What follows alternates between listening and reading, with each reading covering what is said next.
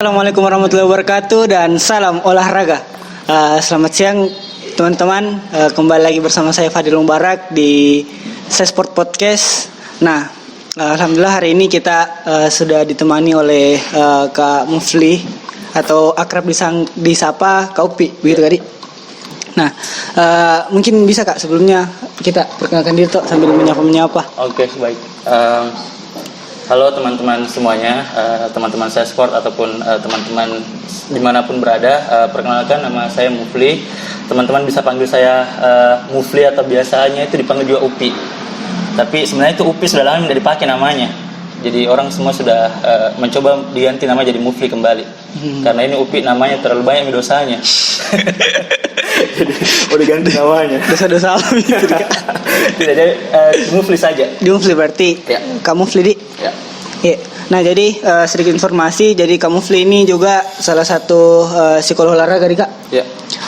Dan juga mungkin teman-teman yang kepo, Kak Upi punya Instagram Kak Di. Alhamdulillah punya. Dan di Instagramnya Kak Upi itu ada beberapa video-video terkait psikolog olahraga juga nih Kak. Iya, jadi ada beberapa memang saya bikin kayak seriesnya begitu toh, tapi saya rangkai dengan tema belajar ngomong. Karena kan kayak begini nih, belajar bicara seperti itu sebenarnya belajar kita coba aplikasikan atau kita coba bagi apa yang kita punya, karena menurutku caranya supaya kita bisa lebih pintar atau lebih tahu, lebih paham akan sesuatu ya kita harus sampaikan ke orang-orang lewat belajar ngomong seperti tadi.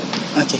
Jadi untuk teman-teman mungkin siapa tahu ada yang pengen tahu terkait apa itu psikolog olahraga, mungkin bisa dibuka apa Kak, nama Instagram tak? Mufli Wahid Hamid _. Oke, Mufli Wahid Hamid _. Nanti ada di bawah sini teman-teman. Oke, jadi kita sedikit mereview episode kemarin. Jadi di episode terakhir itu kita sempat bahas tentang sport industri. Ya. Dari sport industri, bagaimana perkembangan olahraga di Korea dan di Indonesia, kemudian sampai ke sport science, psikolog olahraga, dan yang spesialnya adalah di akhir video itu kita membangun kerjasama dengan tim jiwa raga. Oh iya. Nah, akhirnya episode kali ini itu sangat spesial menurut saya karena episode ini yang berasal dari kerjasama dari Sesport dan Jiwa Raga. Nah, kedepannya mungkin nama itu Sesport X Jiwa Raga. Asik. Iya. Boleh. Jadi Kak, mungkin di episode kemarin itu masih kurang dijelaskan apa itu tim Jiwa Raga. Mungkin bisa dijelaskan dulu Kak, Oke. kira-kira. Jadi Jiwa Raga itu adalah sebenarnya adalah lembaga yang memang berfokus di bidang pengembangan atlet dari sisi psikologi. Jadi kan kita punya sekarang itu banyak sekali nih coach atau atau pelatih yang memang fokusnya di teknik, di fisik. Nah, kita mencoba dengan satu aspek yang lain yang juga sebenarnya sangat-sangat krusial, yaitu psikologi. Nah, makanya saya dengan beberapa teman kemarin tahun lalu itu saya bersama Angga dan juga Randy kita kemarin ikut sertifikasi. Jadi sertifikasinya juga ini agak lumayan sulit sebenarnya karena kita disaring itu dari seluruh Indonesia dan yang lolos itu hanya sekitar 40 sampai 50 orang seluruh Indonesia, dan kami bertiga ini adalah tiga-tiganya orang yang berasal dari timur. Jadi meskipun sebenarnya Sulawesi Selatan itu tepatnya di tengah waktu Indonesia Tengah, tapi kita selalu mengakrabkan diri dengan bagian daripada timur. Jadi kita selalu bilang kita ini 3 orang yang berasal dari mewakili Indonesia Timur sebenarnya, dan karena memang Sulawesi Selatan kan pintunya untuk Indonesia Timur. Makanya mudah-mudahan dari sini kita bisa mengembangkan psikologi olahraga dari Makassar kemudian di Sulawesi Selatan kita pindah ke provinsi-provinsi lain yang ada di Indonesia Timur, seperti itu. Oke. Berarti tim Jiwa Raga ini Kak bisa dibilang satu-satunya tim di. Iya, jadi betul. Jadi satu-satunya tim ataupun lembaga yang memang secara resmi ya, yang berfokus di bidang psikologi olahraga.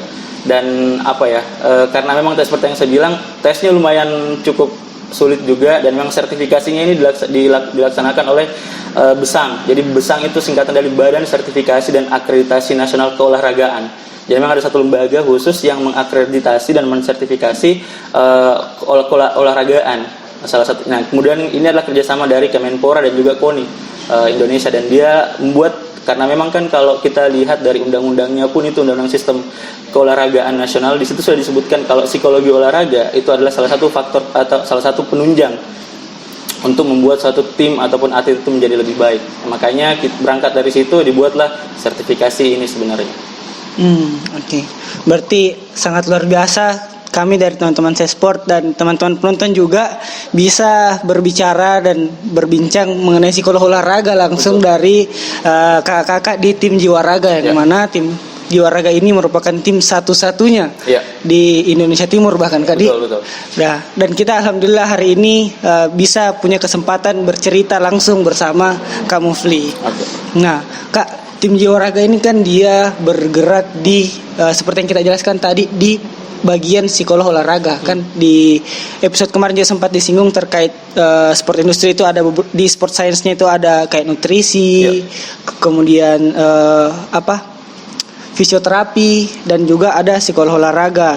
Nah, mungkin Kak, banyak orang yang belum tahu apa sih sebenarnya ini psikolog olahraga, dia kerjanya apa, apa yang memang apakah dia hampir sama dengan nutrisi atau seperti apa? Jadi pada dasarnya psikolog olahraga itu memang porsinya hampir sama dengan nutrisi, dengan dokter, dengan fisioterapis. Jadi kita semua ini berada di bawah naungannya atau di bawah komando langsung daripada pelatih. Jadi dari head coach itu kemudian di bawahnya itu adalah kita. Nah, spesifik mengenai psikologi olahraga. Jadi kalau psikologi olahraga itu adalah suatu cabang ilmu psikologi yang mempelajari tentang perilaku. Karena kan kalau kita bicara psikologi pasti kita bicara masalah perilaku. Tapi kita karena psikologi olahraga spesifiknya mengenai perilaku atlet atau perilaku olahraga. Jadi bagaimana atlet berperilaku di lapangan sebenarnya itu kita bisa jelaskan secara psikologis. Apa yang dia lakukan, kemudian apa yang mendasarinya melakukan seperti itu. Nah, itu kemudian kita bisa olah supaya kita bisa membuat satu prediksi untuk kedepannya, supaya dia bisa melakukan satu tindakan, dan kita bisa pastikan kalau tindakan ini dilakukan secara konsisten dan terus-menerus, dia akan berada di top performance. Sebenarnya itu kuncinya sih, secara simpel psikologi olahraga itu apa.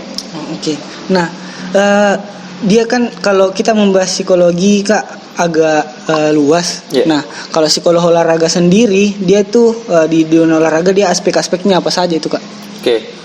Ya kalau di psikologi kan kita bicara luas, dan memang kalau kita lebih spesifik ke psikologi olahraga, aspek yang paling utama sebenarnya di psikologi olahraga itu adalah ada atletnya sendiri.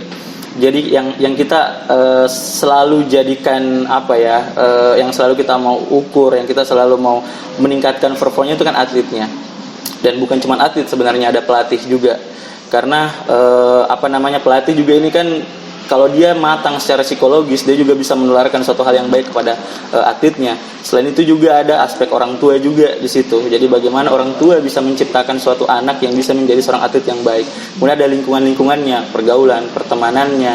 Nah, kemudian yang lain-lain kayak makannya, tidurnya, dan lain-lain. Nah, itulah kemudian yang kita coba untuk gali, kita coba untuk ramu bagaimana atlet ini bisa diubah perilakunya, supaya kalau memang butuh perubahan perilaku, supaya dia bisa mengarah atau performansi ini bisa meningkat lebih baik. Seperti berarti memang psikolog olahraga ini memang sangat penting untuk diperhatikan juga Kak Di, karena sangat luas sekali, bahkan sampai ke pelatih, bahkan sampai bagaimana dia kehidupannya di rumah seperti itu Kak Di. Nah, di bagian psikologi itu kan kita membahas tentang salah satunya kepribadian. Nah, kepribadian ini kita menurutnya Kak Mufli, apakah memang kepribadian itu sangat berpengaruh pada performa atlet atau seperti apa Kak? Iya, jadi kalau kita bicara masalah kepribadian di atlet, tentu saja sangat berpengaruh ya. Karena yang membuat seorang atlet untuk bisa melakukan sesuatu itu kan juga bergantung kepada kepribadiannya. Bagaimana apa yang dia lakukan di lapangan, apa yang dia lakukan di luar lapangan, itu kan pasti berdasarkan kepribadiannya atau kebiasaannya lah. Seperti itu. Makanya kalau kita bicara masalah kepribadian, kita seringkali memang dilibatkan oleh pelatih ataupun manajer itu untuk mencari seorang atlet-atlet yang punya kepribadian tertentu. Kita tidak mengatakan bahwa ada kepribadian yang bagus, ada kepribadian yang tidak bagus, tapi di dalam olahraga kompetitif tentu saja kita butuh seseorang yang punya kepribadian yang bisa selalu mau belajar, yang tidak cepat puas. Nah, itulah yang kita coba cari menggunakan alat tes ataupun menggunakan observasi dan wawancara instrumen-instrumen tersebut. Kita ramu supaya kita bisa menemukan atlet-atlet yang secara kualitas individu, secara kepribadian itu bisa kita prediksi bakalan berprestasi di masa depan. Oke. Memang berarti dari penjelasannya Kak Mufli tadi, ini bagian kepribadian juga sangat berpengaruh pada performa atlet. Betul. Di atas lapangan, tidak hanya terkait fisik, betul, teknik dan lain-lain, tapi juga sangat penting membahas terkait kepribadian. Nah, sebenarnya ada banyak sih kasus-kasus terkait kepribadian. Nah, yang menjadi sorotan bagi saya itu Kak, yang paling ku lihat terkait ternyata kepribadian itu sangat penting pada kasus Balotelli. Oke. Nah, Balotelli kan kalau kita mau lihat dulu karirnya sangat cemerlang di Inter Milan, di Manchester City. Namun hari ini nggak tahu kemana nih sekarang. Betul. Karena kalau mau kita lihat lagi banyak sekali kasusnya juga. Iya. Nah, itu lebih mengarah memang attitude-nya yang kurang Kadi. Iya, bisa dibilang seperti itu. Jadi memang kan kalau contoh kasus ini Balotelli itu yang seperti tadi kita bilang, kemudian Balotelli dari dulu sebenarnya dia performanya bagus dari segi fisik, dia itu luar biasa kuatnya seperti apa, dari segi badan kan, postur ngeri orang lihatnya Balotelli. Tapi kemudian data di mana nih sekarang? Saya juga nggak tahu itu karena kemarin saya WhatsApp kayak dibalas. Jadi apa ya? Balotelli itu sosoknya unik sebenarnya. Dari segi fisik powerful dia dapat. Cuman ada memang beberapa perilaku yang kita bisa prediksi bahwa tidak bakalan lama ini anak.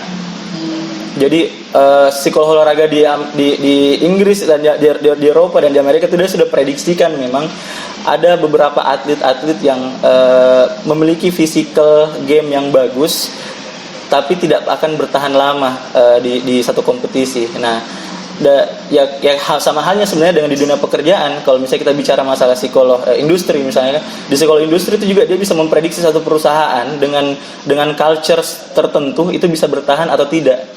Sama juga kita dengan di psikolog olahraga, kita bisa melihat nih dengan berdasarkan observasi, wawancara dan data-data yang kita miliki, kita bisa memprediksi sebenarnya apakah atlet ini bisa nanti lebih baik atau malah karirnya akan stagnan di situ-situ saja. Nah, kembali ke masalahnya Balotelli. Kita lihat berapa kali kan kasusnya Balotelli itu lumayan banyak.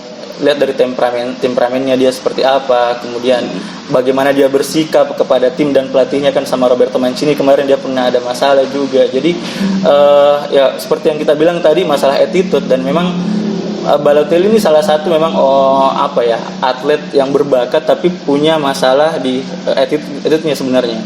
Jadi kalau kita bicara spesifik masalah attitude, saya yakin itu di tiap tim dimanapun itu, bahkan di sport sendiri, saya yakin ada 3 tipikal atlet. Tipe yang pertama itu adalah yang the guts, artinya dia yang punya skill yang luar biasa dan dia punya attitude yang bagus. Jadi keinginannya untuk mau belajar, hubungannya dengan temannya, pelatihnya itu bagus. Nah, itu adalah orang yang tipikal the guts. Dia punya talenta yang luar biasa dan dia juga punya attitude yang baik. Ya seperti itu. Tapi ada yang tipikal kedua, wasting talent saya bilangnya. Orang yang punya talenta yang luar biasa tapi tidak didukung dengan mindset yang bagus atau attitude yang bagus. Nah, in the long run dia bakalan seperti Balotelli itu case-nya. Dia bakalan stagnan atau bahkan tenggelam. Karena apa yang kita kejar sebenarnya kan top performance kita, dan kita bisa berupaya mempertahankan kondisi kita di top performance tersebut selama mungkin. Itu sebenarnya yang kita selalu di sepak bola modern sekarang itu, di industri olahraga sekarang ini, dia selalu bagaimana mempertahankan peak performance-nya. Bagaimana LeBron yang dia dari berapa tahun sampai sekarang dia masih begitu terus performance-nya, Ronaldo dan lain-lain. Nah, itu karena mereka punya tadi 2 attitude dan juga talent. Nah, Balotelli ini, dalam case-nya ini dia punya talenta yang luar biasa tapi attitude-nya yang tidak terlalu mendukung. Nah, seringkali kalau misalnya kita berbicara dengan di luar Balotelli misalnya atlet-atlet yang tipikal yang kedua ini. Nah, mereka ini pada akhirnya akan menyusahkan tim dalam tanda kutip. Kenapa? Karena mereka memang karena dia punya kehebatan yang luar biasa kan. Dia jago, kemudian skillnya bagus, tapi dia tidak punya tanggung jawab, dia tidak punya leadership. Nah, itu bakalan menghancurkan tim jangka panjangnya. Mungkin di jangka pendek kita bisa lihat, wih bagus tahu ini. Tapi kalau kita lihat jangka panjangnya justru bakalan menyengsarakan tim. Seperti itu. Nah, yang tipe ketiga ini adalah tipikal yang dia punya skill yang biasa-biasa, talent yang rata-rata, talentnya tidak terlalu mencolok, tapi dia punya attitude yang bagus. Nah, inilah orang-orang yang selalu mau belajar, selalu dia punya mindset, namanya itu growth mindset. Dia tidak fix mindset. Dia selalu untuk berupaya bagaimana caranya saya bisa memperbaiki diri. Jadi tidak cepat puas dengan dirinya. Nah, inilah yang sebenarnya diharapkan oleh pelatih. Jadi pelatih itu kalau kita tanya, dia sebenarnya tidak terlalu butuh atlet yang luar biasa dari segi skill, karena dia bisa bentuk di situ. Yang tidak bisa dibentuk oleh pelatih adalah attitude. Kenapa saya bilang tidak bisa? Attitude itu kan dibentuk dari kebiasaan, dari lama, bahkan dari lahir, dari bagaimana orang tua memperlakukan kita, bagaimana pola asuhnya orang tua. Di situ itu sebenarnya yang bikin kita akhirnya bisa bersikap atau attitude kita seperti apa. Nah, makanya penting sekali sebenarnya kalau kita sebagai orang tua nih mau punya anak yang seperti apa, nah kita bisa tentukan dari caranya pola asuhnya kita. Seperti itu. Makanya kalau balik lagi ke tipikal yang ketiga tadi, pelatih sebenarnya butuh sekali atlet-atlet yang dia secara skill biasa-biasa, tapi dia secara attitude bagus. Karena itu tadi, skill dia bisa bentuk. Pelatih itu dibekali pasti dengan kemampuan untuk bisa mengubah anak-anak yang biasa-biasa jadi luar biasa. Tapi apakah anak-anak ini bisa mau mempertahankan posisinya itu atau peak performance-nya, itu yang menjadi masalah sebenarnya. Dan kadang-kadang itu yang susah didapatkan. Makanya attitude sebenarnya perannya itu lebih besar di situ. Bagaimana dia bisa memaintain dirinya. Karena kan kalau attitude itu kita tidak berbicara, kalau kita di psikologi sosial, attitude itu dibilangkan sebagai sebuah sikap. Tapi kalau di psikologi olahraga dibilangkan sebagai sikap dan perilaku. Jadi ada behaviornya juga di situ, ada perilakunya. Nah, kalau kita berbicara masalah psikologi olahraga di attitude itu, kita harus berbicara tentang bagaimana atlet, bukan hanya bagaimana dia bersikap kepada timnya, tapi bersikap kepada pelatihnya, orang tuanya, bersikap kepada badannya. Dia tidak minum Coca-Cola misalnya yang bersoda seperti itu, ya kan? Yang kayak Ronaldo kemarin sempat. Nah, dia tahu bagaimana memaintain dirinya karena dia paham asetnya dia itu di badannya, di dirinya. Kalau dia tidak punya mindset seperti itu, pemahaman bahwa saya ini sebagai seorang atlet, badanku ini sebagai mesin utamaku. Kalau dia tidak punya mindset seperti itu, ya dia bakalan kerjanya mabok-mabokan saja. Dia tidak maintain kesehatannya seperti itu. Makanya penting sekali kita punya mindset atau attitude yang bagus di luar daripada skill tak. Meskipun itu skill yang biasa-biasa, tapi kalau attitude tak menunjang, itu bakalan disenangi sama banyak orang, banyak pelatih. Seperti itu. Jadi kalau misalnya skill bisa jadi latih. Tapi kalau attitude ini perubahan perilakunya itu lama sekali. Merujuk dari salah satu jurnal, dia bilangnya perubahan perilaku itu 3 bulan 4 bulan itu baru kita bisa berubah perilaku tak. Dan itu pun bukan perubahan yang luar biasa. Perubahan sedikit demi sedikit. Makanya pelatih sukanya tuh attitude-nya sudah bagus. Nanti dia bentuk dari segi skill. Seperti itu. Nah, tadi itu sangat ada tiga pembagian macam-macam atlet berdasarkan attitude, Kak Dit. Ya. Nah, berarti kita lebih bagusnya memang menjadi pemain yang punya attitude, tidak hanya sebagai pemain, sebenarnya sebagai manusia bahkan. Betul. Sebenarnya attitude itu bukan skill yang harus dimiliki hanya seorang atlet ya. Orang seperti kita ini, mahasiswa pun harus, atau orang pada umumnya harus punya attitude. Kenapa? Kalau kita tidak bisa bersikap dengan baik kepada orang lain, siapa yang mau temani, Ki? Ya kan, simpelnya seperti itu. Atau kalau misalnya kita tidak bisa bersikap dengan baik di depannya dosen misalnya, pasti kan kita juga akan kesulitan juga. Nah, makanya attitude itu sebenarnya bukan hanya untuk atlet, tapi untuk semua orang. Dan itulah yang kita coba untuk maintain. Spesifik atlet, ada beberapa attitude yang memang kita harus mereka miliki, berbeda dengan orang kebanyakan. Ada yang beberapa attitude yang dia harus miliki, dia harus dia harus tertanam di kepalanya baik-baik, dari hal-hal yang kecil pun itu kemudian sampai hal-hal yang paling besar. Karena kadang-kadang atlet itu dia melupakan hal-hal yang detail, hal-hal yang kecil, padahal ternyata hal-hal yang detail itulah ketika dilakukan secara konsisten itu akan itu akan mengubah perilakunya. Misalnya seperti ini, kalau dalam kondisi capek, saya dulu atlet, pernah dulu waktu junior itu main tenis, jadi sempat beberapa tahun jadi memang profesional di atlet tenis junior. Nah, pelatihku itu waktu itu dia bilang, kalau kau capek apapun yang kau rasakan, jangan pernah tunduk, jangan pernah tundukkan kepalamu, jangan pernah bertolak pinggang, jangan pernah tunduk.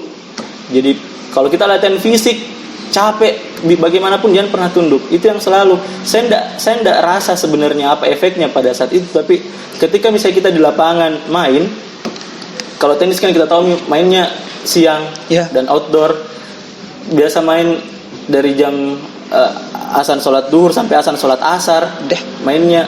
Dan kalau misalnya kita sudah lihat attitude-nya lawan tak yang dia sudah memperlihatkan kondisi kalau dia capek, pasti kan kita punya capek.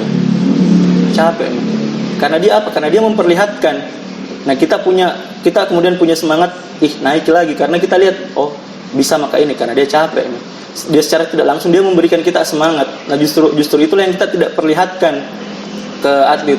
Saya tidak nyangka ternyata hal-hal kecil seperti itu akan berdampak besar sama sama karir misalnya, atau sama bagaimana kita berperilaku seperti itu. Nah, itu tadi memang attitude itu sangat penting, bahkan tidak hanya untuk atlet saja. Bahkan saya pernah mengutip kata-kata dari Jack Ma, salah satu orang terkaya di dunia, mengatakan attitude itu jauh lebih penting daripada nilai sempurna yang kamu miliki. Nah, di sini sudah sangat jelas bahwa untuk menjadi atlet pun kalau kita mau adaptasi kata-katanya Jack Ma, itu lebih penting daripada teknik yang sangat bagus. Betul. Karena attitude itu yang seperti kau jelaskan tadi, bahwa ternyata pada saat bertanding pun attitude bahkan menjadi faktor yang sangat krusial sampai dapat mempengaruhi lawan kita ketika kita misalnya mulai tunduk, mulai istilahnya pegang-pegang begitu kalau capek itu menjadi penilaiannya lawan tak dan menjadi penyemangat bagi lawan tak dikala seperti itu. Jadi memang attitude itu sangat penting. Nah, mungkin Kak ada beberapa pertanyaanku tentang kenapa bisa attitude kita ini ada yang jelek, faktor-faktor penyebabnya. Oke, menarik. Jadi apa yang buat attitude kita tidak sebagus yang seharusnya? Ada banyak sebenarnya, tapi yang paling utama itu adalah pola asuh orang tua kalau menurut saya sih. Karena saya yakin perilaku atlet di lapangan itu adalah representasi bagaimana dia berlaku di rumah dan di lingkungannya. Jadi kalau misalnya dia gampang menyerah, atau misalnya dia sering menganggap remeh, mungkin saja orang tuanya pada saat dia di rumah dia selalu dianggap remeh juga sama orang tuanya. Dia selalu bilang, apa aja itu kau bikin? Dia misalnya push up 20 sih. Bukan apresiasi yang diberikan sama orang tuanya. Dan banyak orang tua tidak sadar sampai di situ. Bahkan sampai hal-hal kecil seperti itu pun sebenarnya akan berpengaruh besar sama kepribadiannya atlet sampai di attitude-nya. Karena bayangkan kalau misalnya ada atlet yang orang tuanya tidak suportif seperti itu, dia yang dikatakan adalah apa aja begitu. Dia selalu bukan apresiasi yang diberikan. Pasti yang masuk di kepalanya anaknya juga adalah seperti itu. Jadi kalau misalnya sampai di temannya dia melakukan sesuatu, apa yang kau bikin itu? Jadi pasti akan terbawa. Jadi maka saya selalu bilang, apa yang ditunjukkan atlet di lapangan itu representasi dia keadaannya di rumah. Jadi kalau misalnya ada atlet yang semangatnya luar biasa, dia bisa menyemangati temannya dalam keadaan yang down, berarti orang tuanya pasti selalu memberikan apresiasi, orang tuanya pasti selalu fokus juga pada perkembangannya anaknya, usaha-usaha kecilnya anaknya. Seperti itu. Jadi selalu berawal dari rumah, apapun itu menurut saya. Jadi kalau ada atlet yang dia punya attitude yang bagus, saya yakin itu berasal dari rumahnya. Kemudian setelah dari rumah, dari pergaulannya. Karena 5 besar teman tak ini itu akan merepresentasikan kita. Jadi kalau misalnya kita bergaul dengan 5 orang dekat tak itu misalnya dia adalah let's say tukang sabung ayam, tukang judi misalnya, perilaku kita tidak akan jauh-jauh dari situ.